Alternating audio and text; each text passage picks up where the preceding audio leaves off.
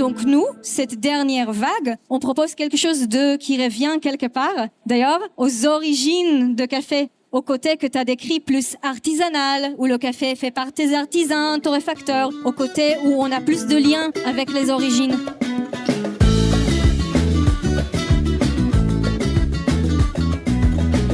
Bienvenue dans le podcast du Collectif Café spécial Paris Coffee Show 2025.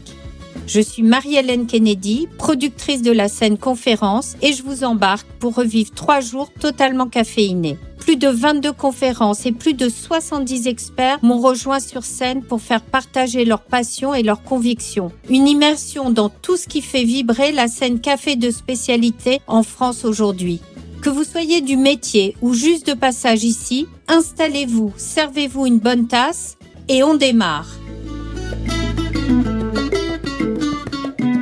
On enchaîne avec toujours notre première journée de conférence au Paris Coffee Show. Alors, on a eu une conférence, on vient de terminer, où on a un peu abordé, grâce à Noah, l'histoire du café. Mais là, on a pensé que c'était encore plus intéressant de rentrer et de laisser la parole à 2 expertes qui vont, à 2 voix, vous parler de l'histoire du café dans le monde, mais bien sûr pour arriver à l'histoire du café en France et au mouvement du café de spécialité que l'on trouve aujourd'hui. Je vais les laisser se présenter à nouveau toutes les 2, même si pour certains, vous connaissez déjà Noah Berger, mais pour beaucoup, vous reconnaissez aussi Morgane Deschner, experte de café depuis de nombreuses années, ingénieure agronome qui a fait quasiment toute sa carrière dans l'univers du café de spécialité. Morgane et Noah, je vous laisse la parole. On vous écoute avec beaucoup d'intérêt. 30 Merci minutes. Marie-Hélène, oui, on va y arriver. Et du coup, pour ceux qui viennent d'arriver, je me présente, je m'appelle Noah Berger. Je ne suis pas encore officiellement sociologue, je suis doctorante en sociologie à l'EHESS à Paris. Ça fait 8 ans que je travaille sur ma thèse sur l'arrivée de café des spécialités en France et au Brésil. Et en fait, c'était avec Morgane que j'ai fait mon entrée dans le café de spécialité. J'ai rejoint comme bénévole un petit événement de cupping. C'était le cupping, comment ça s'appelle? Le cup tasting, Le cup tasting championnat, voilà. Et on voulait en fait vous présenter cette conférence aujourd'hui parce que Morgane est une acteur active dans le milieu du café, mais elle a beaucoup travaillé sur des projets de livres, projets de formation et d'éducation autour de l'histoire, la géopolitique de café, l'agronomie. Et du coup, on pensait que ça serait intéressant de non seulement faire une conférence d'une personne qui explique l'histoire, mais échanger, profiter des connaissances de chacune, et puis entamer peut-être une discussion aussi plus ouverte sur les questionnements qui sont dérivés de l'histoire. Qu'est-ce qui s'est passé dans l'histoire du café en France qui est pertinent pour nous aujourd'hui? Quelles questions on peut se poser? Et voilà, t'as quelque chose à ajouter avant qu'on plonge là-dedans? Non, merci pour cette introduction. Je pense que c'est très important effectivement de regarder où on en est aujourd'hui et d'où on vient. Pour certaines personnes, ce mouvement s'est accéléré énormément, le mouvement des cafés de spécialité, depuis, on va dire, une dizaine d'années. Mais ça a mis longtemps, ou en tout cas, ça a paru très long de se mettre en place. Et je crois que il y a toute une dynamique qui est celle des acteurs économiques. Mais il y a aussi tout un volet culturel. Et en fait, c'est ce volet culturel dont on voulait aussi parler, pour parler de ce dont vous avez déjà parlé juste avant, à savoir qu'est-ce qui est véhiculé au travers d'une tasse de café, au travers des lieux qui servent le café, et qu'est-ce qui vient servir en fait des échanges qui ont toujours existé entre les populations et les différents continents, une fois qu'ils avaient tous été découverts par les Européens, bien sûr. Non, c'est une blague, hein. Avant d'aller en avant, on va commencer par le début, pas par le début du café, mais par les débuts du café en France. Est-ce que vous savez déjà quand est-ce que le café commence à arriver en France, à peu près? On est sur quel siècle? Quelqu'un sait? Ouais, exactement, 17e siècle. Le café commence à arriver en France et au reste de l'Europe au début du 17e siècle. Au départ, il est pris plutôt comme une épice, parce qu'il arrive via le Yémen avec d'autres épices qu'on recherche de l'Indochine à l'époque, et les Européens, pour eux, c'est juste une épice parmi d'autres. Et le café est aussi traité comme du médicament. Il est vendu dans les pharmacies à côté de l'alcool. Et on considère que le café, c'est un bon médicament contre l'impotence et les maux de tête. Donc, les débuts du café, c'est ainsi. Et il y a un nouveau changement dans la perception de café, un médicament à une vraie culture, un vrai boisson, un peu plus tard, vers les années 40, 50, 60 en Europe. 1740 et spécifiquement l'arrivée de la délégation ottomane, c'est 1669. Ok. Donc le café commence déjà à arriver en France, mais je pense que tu me dis si tu le vois autrement, mais l'arrivée de la délégation ottomane, c'est un moment clé dans la diffusion de la culture de café en France. Complètement, ouais. En fait, ça va avec toute effectivement, de la fascination pour tout ce qui vient de l'Orient ou du Moyen-Orient, en fait, avec les lettres persanes, les salons de café, qui sont tenus par des dames, souvent des dames qui recevaient, on va dire, les puissants aussi, et qui venaient échanger, parler. Et ce qui m'avait aussi beaucoup intéressé, en regardant cette histoire-là, c'est qu'en fait, il y a vraiment cette idée de la plante de civilisation entre le café Coffea, qui était donc Coffea arabica, mais qui est la boisson qui va exciter, alors que le vin, qui était la boisson qui était la plus consommée jusque-là, c'était la boisson qui conduisait à l'état d'ébriété. Et donc du coup, dans le soutien, finalement, ça vient avec une époque de grande ouverture, en fait, aussi sur le monde, avec l'essor de ces espèces pas de croisades, mais en tout cas de découvertes maritimes vers les Amériques, vers les Indes, comme tu disais, les épices, etc. Et donc il y a tout à la fois cette ouverture culturelle qui se fait et qui se traduit aussi par cette boisson dans un contexte économique, politique. Donc pour le placer dans le contexte, comme Morgane l'a fait, on parle du XVIIe siècle, d'une ère caractérisée par une ouverture croissante, une curiosité à la fois pour les sciences, la botanique, mais aussi pour tout ce qui est exotique. Et les premiers succès du café en France, je pense, c'est lié à la fois à ce côté intellectuel local, mais aussi à la curiosité, à ce boisson qui est un peu nouvelle, qui est un peu différente. Donc, dans les années 60, la France commence à accueillir des délégations de l'Empire ottoman qui est devenu, à ce stade-là, l'empire avec grande L du café. C'est l'Empire ottoman qui contrôle le Yémen à l'époque et donc qui fait pousser une grande partie du café dans le monde. En gros, 17e siècle, on a du café qui pousse en Éthiopie, au Yémen, et c'est à peu près tout à des dimensions commercialisées. Donc les Ottomans, ils commencent à envoyer leurs délégations vers Vienne, vers Versailles également. Et comme c'est un long voyage, les délégations restent pendant un petit moment. Ils restent dans les palais pendant un petit moment et ils ouvrent des pavillons à la turque. Dans ces pavillons, ils servent du loukoum, ils font aussi des cérémonies de café. Et c'est là où je pense c'est un moment assez clé dans l'histoire du café en France parce que tout d'un coup, la royauté française est enchantée par ces rites exotiques. Parce que dans l'Empire ottoman, le café, c'est pas juste quelque chose qu'on boit, qu'on consomme, c'est quelque chose de très ritualisé. On a des serveurs spécialisés qui servent du café dans plein d'outils. Tu as parlé de vin.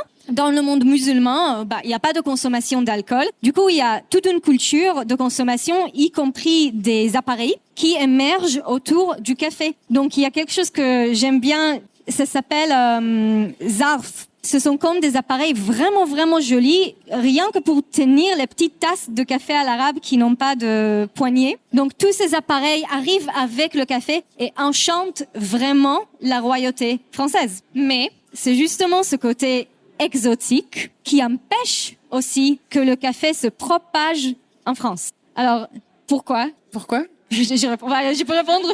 Du coup, parce que l'exotisme, c'est quelque chose qui nous fait attirer, mais le café n'est pas encore quelque chose de complètement local. Ouais. Il y a ça, et puis en fait, c'était comme les esprits s'échauffaient, j'imagine et que c'était une boisson qui était noire, qui était passée par le feu d'une certaine façon. Enfin, peut-être qu'il y avait aussi tout un enjeu comme ça symbolique, important. C'est une boisson, on le verra dans l'histoire aussi, qui a été interdite, même en Angleterre en fait. Oui, en fait, dans le monde arabe, quand le café apparaît, et en Europe, il y a un peu de peur autour du café. C'est son côté étranger, c'est son côté aussi un peu dark en termes de couleur et aussi en termes d'amertume. Qu'est-ce que les Français et en Europe, partout en Europe en fait, font pour un peu localiser le café, en faire une partie du patrimoine français? Qu'est-ce qu'on fait? On le blanchit. On le blanchit, littéralement, we whitewash it. Littéralement et symboliquement, t'as très bien dit, hein. Tu m'apprends quelque chose, vraiment. Ouais, on fait du whitewashing. Ça, c'est pas seulement En France et en Europe, c'est-à-dire on mélange avec du Avec du lait? Exactement, avec du lait. Ouais, et donc pour faire ça, il faut changer aussi les méthodes de préparation. Quelque chose d'un peu plus doux. Donc on n'est plus avec le Ibrick/GSV, cet appareil où on fait le café à l'arabe, à la turque, à l'ottoman, mais on commence à inventer les cafetières.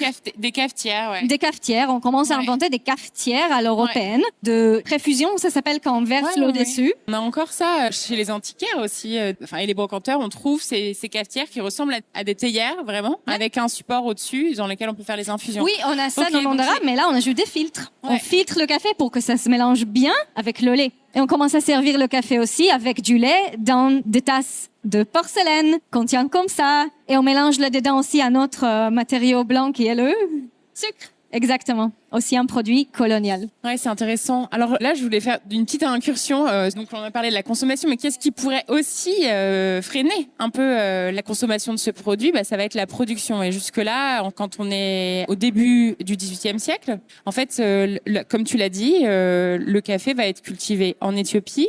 Enfin, cultivé. Disons qu'il est cueilli en Éthiopie, un peu cultivé à Harar. Il est aussi mis en culture sur les terrasses du Yémen. C'est un détail qui a son importance pour toutes les personnes qui s'intéressent aux variétés de café, etc.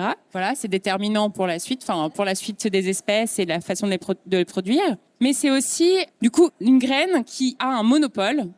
Sa commercialisation fait le fait d'un monopole. Excusez-moi, j'arrive pas à le dire.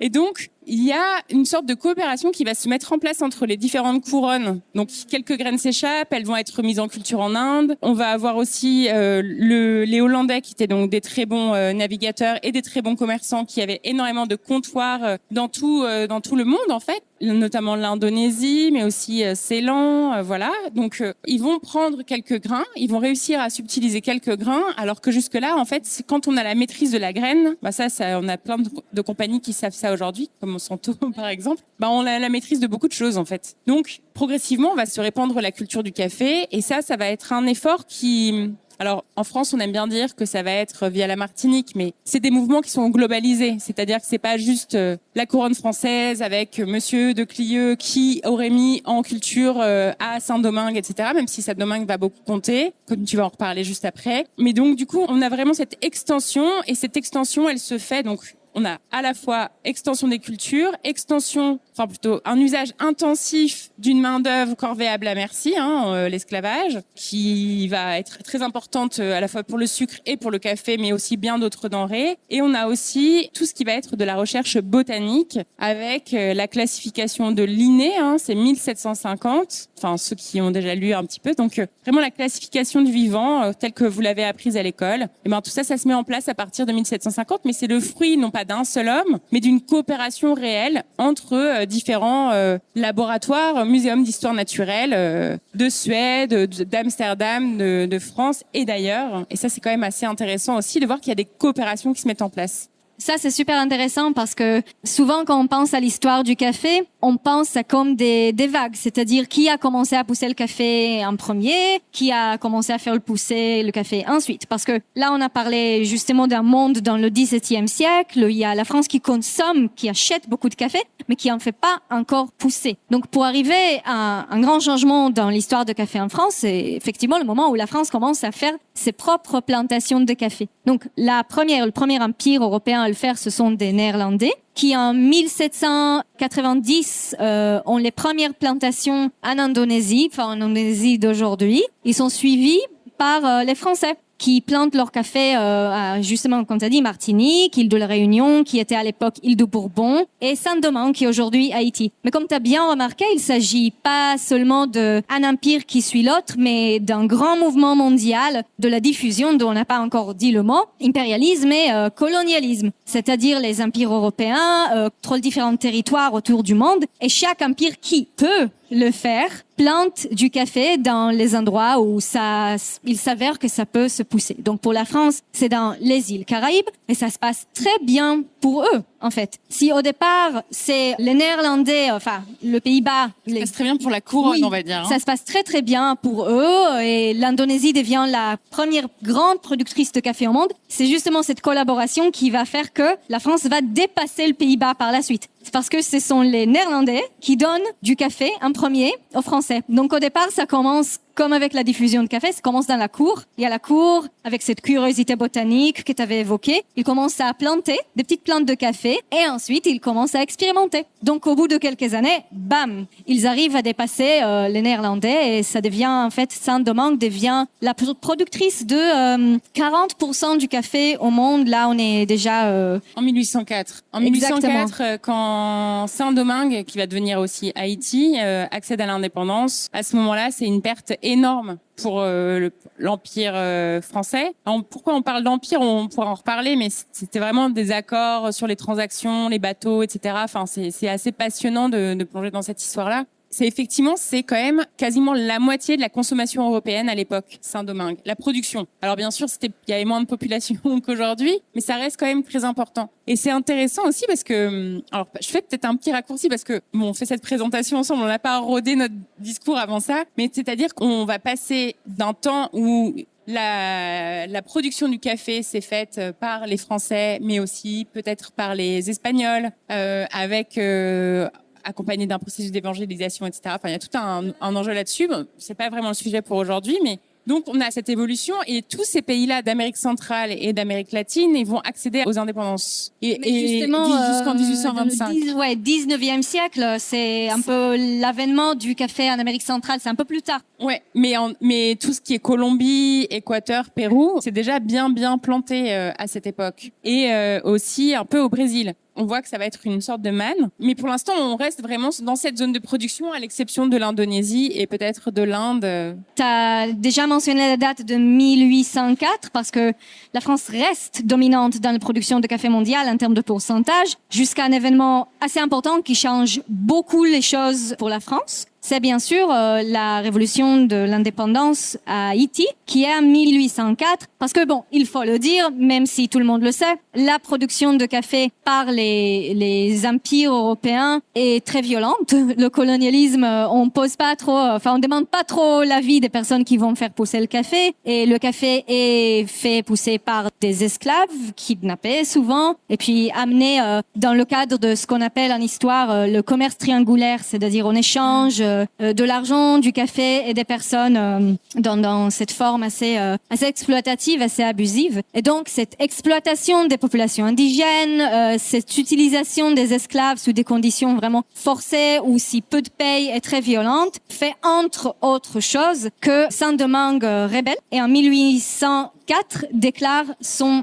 indépendance. En le faisant, en menant cette révolution, beaucoup de plantations sur l'île sont détruites. Et du coup, la France perd une ressource très importante de café. D'ailleurs, juste pour faire une parenthèse, cet événement dans l'histoire de Saint-Domingue devenu Haïti continue à façonner le présent de Haïti jusqu'à aujourd'hui. Parce que quand Haïti se déclare indépendant, leur commerce principal, leur économie se base vraiment sur le café. Et du coup, s'ils veulent avoir suffisamment de moyens pour reconstruire le pays, ils doivent quand même recréer la production de café, rétablir les plantations. Sauf qu'il n'y a aucun empire dans le monde de cette époque-là qui veut acheter ce café. Donc, qu'est-ce qu'ils font? Ils signent un traité avec la France pour que la France achète le café de Haïti. Mais en plus, la France demande, on va acheter votre café qui a été notre café, mais il faut nous payer des endommagés parce que on a perdu beaucoup de commerce. Des dédommagements. Dédommagements, merci. Et du coup, qu'est-ce que Haïti fait?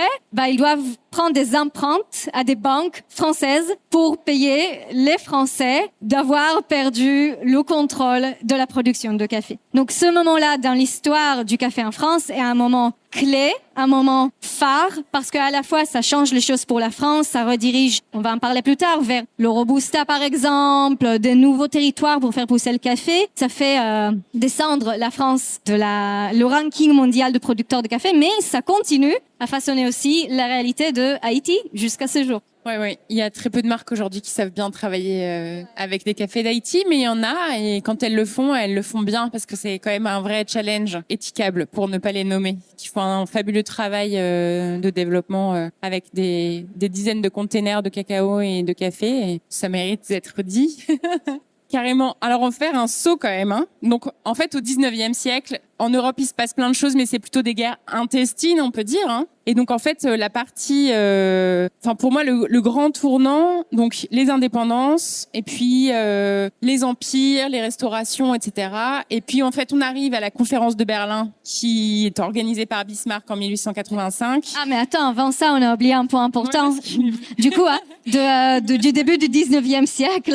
Après, on reviendra, je pense, aussi sur le café, hein, mais on fait un point rapide parce que c'est un point du début du 19e siècle que je trouve assez intéressant. Et c'est le café chicorée qui est inventé en 1806 en France. En fait, quand Napoléon Bonaparte perd son contrôle à Saint-Domingue, il a un petit problème, on n'a plus trop de café. Et en plus, pendant cette époque-là, la France se trouve en conflit avec le Royaume-Uni qui font des, comment on dit, siege, des blocages, des sièges, merci, des sièges maritimes sur la France. Et du coup, c'est en ce moment-là que Napoléon commande à ses chercheurs de trouver une alternative. Donc là, il découvre le café chicorée. Le café fait à partir de la racine de la plante de chicorée, jolie plante qui pousse un peu partout, très résistante. Et c'est en ce moment, je pense que c'est une contribution importante à la culture de café française, même si on n'en boit pas aujourd'hui. Mais ça participe à l'époque aussi quand même à la formation du palais français, qui s'habitue à des choses un peu plus amères. Du coup, ça, plus la production de Robusta, qui va suivre quand la France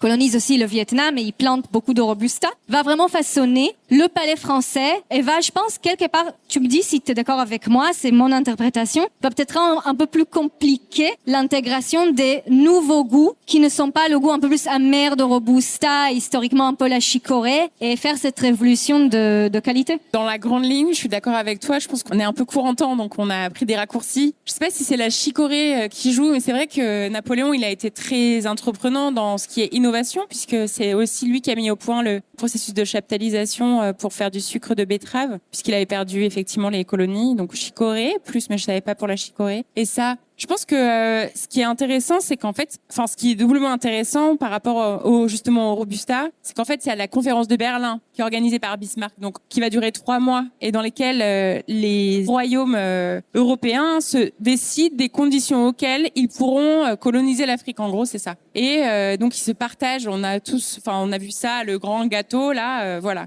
Et donc ça c'est en 85, mais ça va prendre son essor et la découverte du Robusta. On peut parler de Canephora et le Robusta c'est un groupe, c'est un groupe de variétés de Coffea Canephora. Il y en a 4. Il y a les Guinéens, les Kouyou ou les Conilons et les Nanas et les Robusta. Mais disons que par extension, on parle des Robusta parce que c'est ceux qui sont le plus cultivés. Donc ça vient et c'est décrit et ça entre dans une classification botanique que en 1905, quelque chose comme ça. Donc ça a quand même une incidence. Mais c'est surtout qu'en fait les conditions, donc ce Robusta qui est aussi originaire d'Afrique, mais pas d'Éthiopie comme l'Arabica, et qui est originaire de tout le bassin du fleuve Congo, donc qui est un très très grand fleuve qui prend sa source en Ouganda, je pense, et qui va descendre un peu plus loin. Enfin, il y a plein d'affluents, donc en RDC, etc. Là-dedans, les conditions sont réunies en fait pour la mise en culture avec une autre façon de coloniser, quoi, qui va se faire, vraiment autrement, avec des grandes variations en fait en fonction des pays colonisateurs. Et la France, effectivement, va importer beaucoup de Robusta, un petit peu du Vietnam, mais aussi beaucoup depuis la Côte d'Ivoire, mais aussi le Gabon. On aura aussi, il y a donc un tas de pays qui ne sont pas propices à la culture de l'Arabica ou très peu propices et qui vont se mettre à produire parce qu'il y aura toujours des incitations, que ce soit des impôts, que ce soit des prélèvements, des incitations au commerce pour certains colons. En fait, on va planter du café et du café Robusta. Et il faut dire quand même que le café, ça devient, dans cette époque de grande révolution industrielle, ou qui finalement est l'accélération de la fin du 19e siècle, on va utiliser vraiment le café pour soutenir cette croissance et cette accélération du monde en fait. Oui, en fait, il y a donc un changement important au cours du 19e siècle et milieu, début jusqu'à la fin, où il y a un enjeu qui change entre le café comme quelque chose de intellectuel, artistique, les salons de café, le café elite, les cafés parisiens et les bistrots. Tout d'un coup, on rentre dans le 19e siècle. La France perd ses colonies productrices de café et cherche des nouveaux territoires. Donc, graduellement, on commence à essayer de planter du café en Afrique de l'Ouest. surtout, et au Vietnam. Et il y a ce changement de Arabica, qui est l'espèce de café qui est considéré comme plus intéressant, plus aromatique, à Robusta, cette variété de l'espèce Canephora, qui a un goût plus amer, mais qui est beaucoup plus facile à cultiver, puisqu'on a des problèmes de coffee leaf rust. Comment ça s'appelle en français? La rouille orangée Merci. du caféier. Du caféier. Emilia vastatrix. Qui continue à poser problème pour des producteurs jusqu'à aujourd'hui. Et du coup, tout ça ensemble fait que le paysage de café en France change beaucoup. À cela rajoute aussi, pendant le XXe siècle, l'arrivée de nouveaux acteurs dans le café français. Notamment, on a Café Richard, qui est en fait créé à la fin du 19e siècle, plus tôt que ce que j'avais pensé, qui commence comme producteur de spiritueux et d'alcool, mais qui assez vite devient une grande entreprise de café et qui vient à dominer quelque part le café français. Donc on a un style assez spécifique qui commence à se former avec les cafés, les bistrots, qui sont toujours là depuis le 17e, 18e siècle à peu près. Et dans les éléments, parce qu'on doit accélérer un petit peu, on saute, on se donne vraiment. encore 5 minutes, mais voilà. Ce qui va aussi structurer le bistrot à la française, c'est qu'en fait, dans le bistrot, comme tu disais, en fait, il y a l'extérieur, il y a l'intérieur du café. Il y a aussi le zinc, et qu'en fait, le bistrot ou le café, au cours du XXe siècle, ça va devenir l'endroit où le col blanc et le col bleu se rencontrent. Donc, et ça, c'est très important. C'est vraiment un lieu où on vient. C'est pas pour rien qu'on parle de discussion de café du commerce ou des choses comme ça. Il y a toutes ces expressions de la langue française qui sont pas on va prendre un café qui là pourrait s'appliquer à n'importe quel pays du monde, mais même à l'Éthiopie. Du coup, il y a vraiment cette idée-là. Et ce qui est aussi intéressant et que j'avais pas en tête non plus, c'est que on fabrique des machines à café, pas seulement en Italie, les machines espresso, mais aussi des percolateurs. Et ça se fait dans le quartier vous connaissez peut-être la rue Jean-Pierre Timbaud et la maison des métallos. Dans le 10e, 11e. Oui, là. c'est ça. Ouais. Donc en fait, on remonte vraiment vers Belleville, quasiment vers Belleville, entre Belleville et Père-Lachaise. Et là, en fait, vous avez énormément de métallos, les métallos qui vont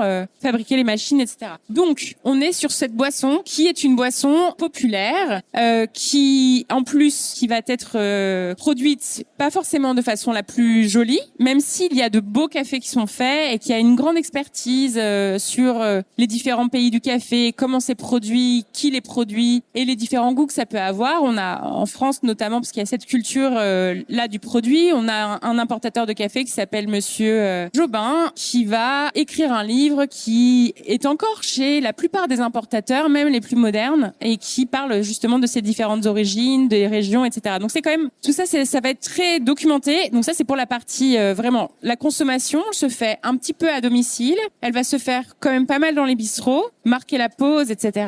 Suivant une modalité où on vient pour discuter, c'est pas le café à l'italienne où on va le boire très rapidement. Et puis, dans un contexte d'évolution du marché international qui est conséquent pour plein de raisons. Alors, je mets des mots en vrac et vous irez regarder si ça vous intéresse. Accord international sur le café de 1963 à 1989 qui organise le marché et la production et du coup organise aussi la distribution. On a aussi après ça une diversification de la façon de produire le café et progressivement on va avoir un retour, on fait vraiment des raccourcis à une torréfaction de cafés qui sont beaucoup mieux tracés, qui sont plus propres et qui va... Alors, petit clin d'œil à une chercheuse en anthropologie aussi, Anissa Pomies, qui avait fait un travail sur l'évolution de la consommation du café et comment les compétitions ont permis l'amélioration de la qualité, etc.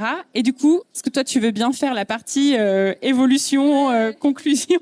Oui, et du coup, si on a bien décrit quand même gentrification, si on a quand même bien décrit la première moitié du XXe siècle avec ces formes de production de café institutionnalisées, commence à voir les changements déjà dans les années, je sais pas si 70, encore 80, 90. Là, on a des changements, mondiaux presque de mode de consommation, la néolibéralisation des marchés, c'est-à-dire plus l'apparence de marché niche. On a ce mouvement aux États-Unis qui commence à se former dans les années 70 qui s'auto-appelle le café de spécialité, qui commence petit à petit à arriver en France pendant ces années-là, 80, 90. Donc on a d'abord un peu l'approche américaine, les chaînes américaines qui commencent à s'installer, même si Starbucks, il n'arrive pas avant 2004. Donc on a un peu un nouveau discours sur le café où on parle plus de commerce équitable, où on parle plus de bio. Donc le discours sur le café, les centres d'intérêt commencent un peu à changer. Et dans les années 2010 à peu près, on a encore une basculation qui nous amène, je pense, quelque part à ici, à ce genre d'événement dans lequel on est aujourd'hui. Et ce nouveau mouvement est né, justement, comme tu as commencé à dire, encore des transformations sociales globales, mondiales, mais en France aussi plus spécifiquement. Donc les années 2000, on voit vraiment une accélération dans les villes parisiennes du processus de gentrification. J'ai déjà défini ce terme dans la conférence précédente, mais pour ceux qui n'ont pas été, la gentrification, en gros, c'est ce processus où il y a des quartiers qui deviennent tout d'un coup attirants pour leur côté authentique, un peu pas encore découvert. Et cette mise en valeur de l'authenticité, du côté un peu moins développé, fait que des coffee shops et des galeries d'artistes commencent à s'installer dans ces quartiers qui sont plus abordables. Mais ça finit aussi par les grandes chaînes qui voient ces quartiers prometteurs avec des jeunes qui s'installent dedans. Les chaînes s'installent dedans aussi et ça finit par repousser vers l'extérieur des quartiers, voire vers l'extérieur des villes, aussi les habitants originaux. C'est quoi le rapport avec les coffee shops? On dit que souvent les coffee shops sont à l'anglo-saxon, les coffee shops qui sont un peu le nouveau modèle mondialisé, sont un peu ceux qui annoncent l'arrivée d'une vague de gentrification. Ils sont très liés au mode de consommation de ces jeunes hipsters, on peut dire, mondialisés, qui ont voyagé partout dans le monde et qui cherchent, même s'ils sont méga digitalisés, ils cherchent justement des expériences authentiques. C'est une réponse à cette numérilisation, application, je trouve pas trop les mots. Et du coup, ces nouveaux coffee shops correspondent à cette recherche des produits qui sont à la fois luxe, des produits un peu de distinction. On boit quelque chose qui est bon, mais aussi à cette recherche d'authenticité. On va plus savoir sur les origines. On va se sentir comme si on est dans un loft d'artistes à Brooklyn, mais aussi un peu à l'origine avec les plantes exotiques. Et donc, ce mouvement, là je parle plus de coffee shop que le café même, s'installe bien, surtout, bien sûr, dans des villes comme Paris, qui sont plus touchées par la gentrification, commence à s'y installer à partir des années 2010. Après, il y a, pour ne pas être cynique non plus, il y a des changements aussi dans les modes de production et consommation du café même. C'est-à-dire, on passe sur quelque chose qui s'intéresse plus aux origines, au processus et aussi à la rémunération des fermiers. C'est-à-dire, c'est quelque chose qui devient plus important. Et du coup, ce mouvement-là s'auto-intitule la troisième vague parce que plus maintenant trop, on entend moins cette phrase, mais quand ce mouvement apparaît dans les années 2010, ils disent, en fait, la deuxième vague de café, c'était ces chaînes américaines type Starbucks qui ont commencé à avoir un discours sur la qualité, mais qui sont devenus trop gros. Donc nous, cette dernière vague, on propose quelque chose qui revient quelque part, d'ailleurs, aux origines de café, au côté que tu as décrit plus artisanal, où le café est fait par tes artisans, torréfacteurs, au côté où on a plus de liens avec les origines. Donc je pense que quelque part, ce mouvement de troisième vague de café ou café de spécialité contemporain fait un peu en boucle avec l'histoire de café, mais il y a de nouvelles questions qui se posent. Et là, on va peut-être clôturer avec ça. Si on veut prendre toute cette histoire qu'on vous a fait un peu vite fait, c'était quand même pour se poser des questions sur l'avenir et notre lien avec l'histoire. Parce qu'on a quand même souvent un discours assez romantique par rapport au passé. On revient aux origines, on revient aux artisans, comme avant, mais il y a quand même des changements dans le temps. Comme ces questions de gentrification, comme les questions aussi du rapport du café avec les producteurs, du rapport du café avec d'autres univers comme la gastronomie, et aussi comment on amène ces nouveaux mouvements du café vers un plus grand public. Donc pour terminer, je propose que Morgane, si tu veux dire quelques dernières pensées sur comment on peut quand même s'inspirer de l'histoire, mais proposer aussi des nouveaux liens. Alors, si tu as des idées, je veux bien que tu complètes après moi. Ce que je trouve très intéressant et ce qui me plaît beaucoup dans ce produit-là, pour moi, quand j'ai commencé dans le café, il y avait cette idée de le café tisse notre quotidien pour le meilleur et pour le pire. Moi, j'avais décidé clairement de ne pas en boire jusqu'à très tard. Et je me demande en fait comment ces nouveaux cafés ou les coffee shops vont continuer à tisser ce qui fait le lien. Pour moi, le café a quelque chose de socialement très ancré et je m'interroge sur cette capacité à faire société dans les coffee shops. Pour l'instant, je compte vraiment sur les doigts de la main. Je trouve, donc c'est que ma perception personnelle, le nombre de coffee shops qui tiennent justement cette promesse de pouvoir faire société et d'être ces lieux où finalement on se rencontre, on étant population. Est-ce que tu veux dire quelque chose de plus? Non, je pense que c'est une belle conclusion. C'est revenir sur les nombreuses idées qu'on a jetées vers vous, ce côté de socialisation, d'échange intellectuel. Je pense que c'est un bon côté à préserver. Après, on aura beaucoup de choses à dire, mais si vous voulez savoir plus, vous pouvez juste venir nous parler. Merci beaucoup de nous avoir écoutés avec tellement de patience. Merci Morgane pour l'intervention et merci Noah. À cette occasion, je vais dire aussi merci à Marie-Hélène qui a été l'instigatrice. Ouais, l'instigatrice du programme et qui d'ailleurs, je dois dire, qui a fait vraiment un programme plein d'intervenantes. C'est vraiment rafraîchissant aussi en tant qu'intervenante d'être entourée par des femmes. Il y en a dans le milieu de café et merci pour tout et pour ça. Merci à vous et on les applaudit bien fort. Merci beaucoup.